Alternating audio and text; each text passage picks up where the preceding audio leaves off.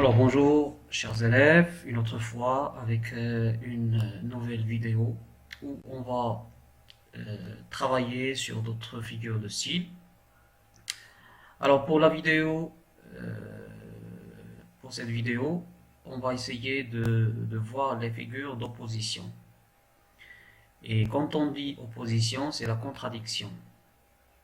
C'est lorsqu'on a deux idées opposées, c'est-à-dire l'une opposée à la deuxième. Alors ou bien lorsqu'on a deux mots, par exemple noir, blanc, là ce sont deux mots contradictoires, qui ont deux sens contradictoires. Donc ici on va voir quels sont les types de figures de style qu'on utilise pour exprimer ou bien pour montrer l'opposition entre deux entités, entre deux mots ou bien deux groupes de mots, entre deux idées, etc. Alors la première figure de style c'est l'oxymore, la deuxième c'est l'antithèse, et la troisième c'est l'antiphrase. Commençons s'il vous plaît par l'oxymore. Alors l'oxymore, c'est quand on rapproche deux mots. Et là, je souligne s'il vous plaît deux mots. C'est lorsqu'on rapproche deux mots de sens contradictoires, de sens opposés, dans un même groupe de mots. C'est-à-dire lorsqu'on a dans une même phrase deux mots, l'un à côté de l'autre, et qui ont deux sens opposés, qui ont deux sens contradictoires. Alors ici, on va dire que la figure exprimée, c'est l'oxymore. D'accord? Voyons l'exemple. Premier, ce bruit sourd de cris que j'entends. Ce bruit sourd de cris que j'entends. Alors là, le premier mot c'est bruit, mais qui est un bruit sourd. Alors sourd, c'est quelque chose qu'on ne peut pas entendre. On a un bruit qu'on ne peut pas entendre. Alors s'il vous plaît, ici, on a deux mots qui ont deux sens opposés. D'accord? Le premier mot est juste à côté du deuxième. Ils se suivent. D'accord? Alors ici, la figure de style, c'est l'oxymore. Deuxième exemple, c'est un exemple de la boîte à merveilles. Là, c'est l'Aïcha. C'est bien sûr lorsque Sidi Mohamed et sa mère ont rendu visite à l'Aïcha, il a commencé à raconter de ses douleurs, etc. Donc, qu'est-ce qu'il a dit? Des nuits blanches qu'elle avait passées à gémir. Alors ici, on a un premier mot, c'est nuit. Alors la nuit nous donne quelle couleur? Elle nous donne la couleur noire. La nuit, c'est quoi? C'est le noir. Juste à côté, on a blanche. D'accord? Une nuit blanche, bien sûr, c'est une nuit où on n'arrive pas à sommeiller, à dormir. Donc on l'appelle une nuit blanche. Ici, nuit blanche, on a s'il vous plaît deux couleurs opposées et on a deux sens contradictoires. On a deux mots l'un à côté de l'autre et qui relèvent d'une opposition. Donc c'est l'oxymore, c'est la figure de style exprimée. Troisième exemple, c'est le voyant aveugle. On a cité l'Arafi, c'est dans le chapitre 10, la visite de Laila Zoubida, l'Aïcha, Sidi Mohamed, au voyant Sidi l'Arafi. Donc c'est un voyant qui peut voir ou bien prévoir l'avenir, mais en même temps qui est aveugle. Donc on a deux mots qui sont contradictoires, qui sont opposés. Alors on va dire que c'est l'oxymore. L'antithèse. L'antithèse, c'est presque la même chose, mais avec une petite différence. C'est que dans l'oxymore, on a toujours deux mots. On a l'opposition entre deux mots. L'oxymore, c'est quoi? C'est l'opposition entre deux mots, l'un à côté de l'autre. Mais l'antithèse, regardez, on a anti. Anti, c'est quoi? C'est contre.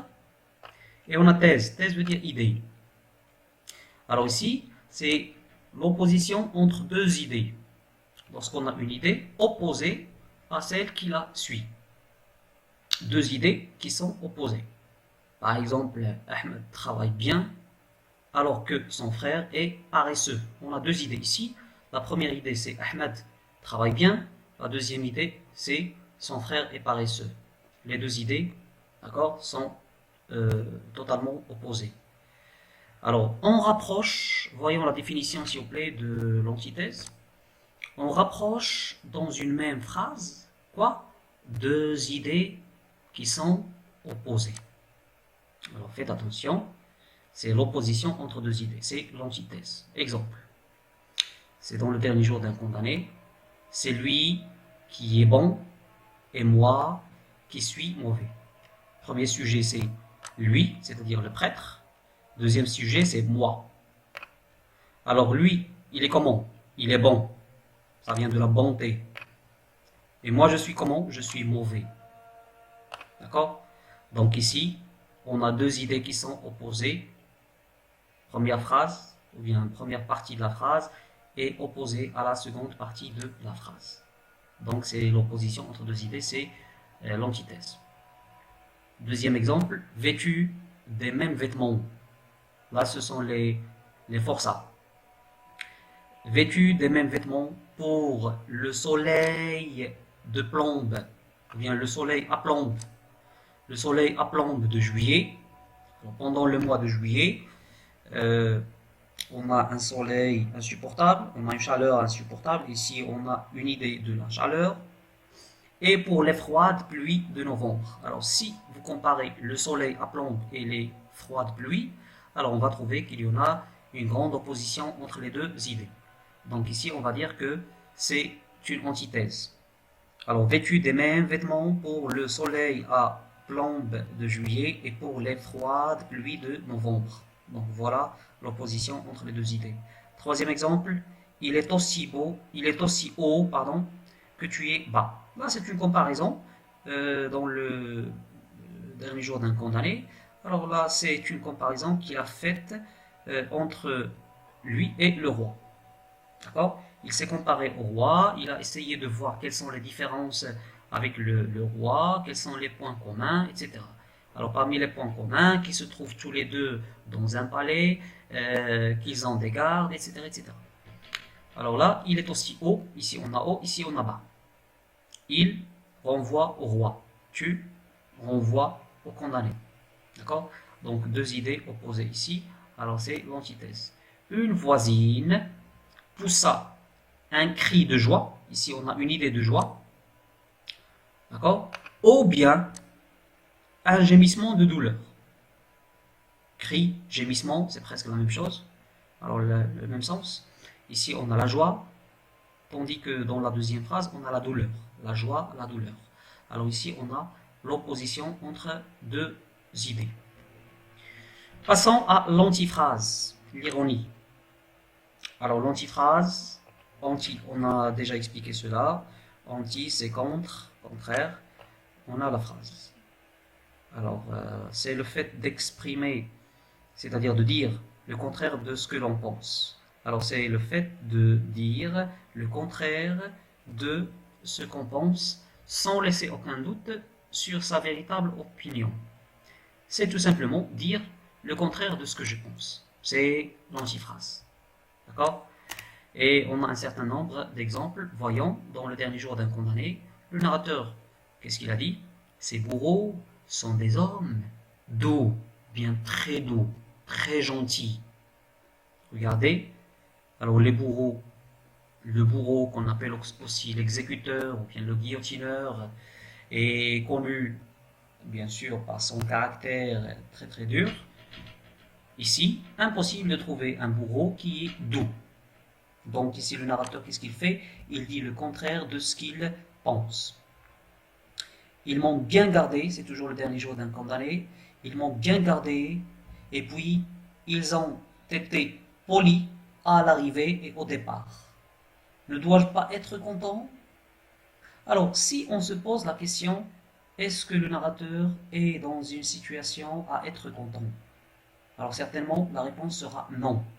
Parce que le narrateur est sur le point de mourir, il sera exécuté. Alors là, c'est impossible d'être content grâce à la politesse ou bien la gentillesse des gardiens. D'accord? Alors ici, il critique, il se moque en utilisant une antiphrase ou bien une ironie. Donc, s'il vous plaît, c'est la fin de notre vidéo. Et je vous recommande de la télécharger afin de la voir et la revoir à tête reposée, doucement. Prenez tout votre temps pour essayer de comprendre les exemples. Et comme je le dis toujours dans chaque vidéo, si quelqu'un parmi vous n'a pas compris un tel ou tel exemple, alors s'il vous plaît, qu'il me contacte, qu'il le demande, et je suis toujours disponible pour vous aider. Chers élèves, je vous remercie et à bientôt avec une nouvelle vidéo. Merci bien. Au revoir.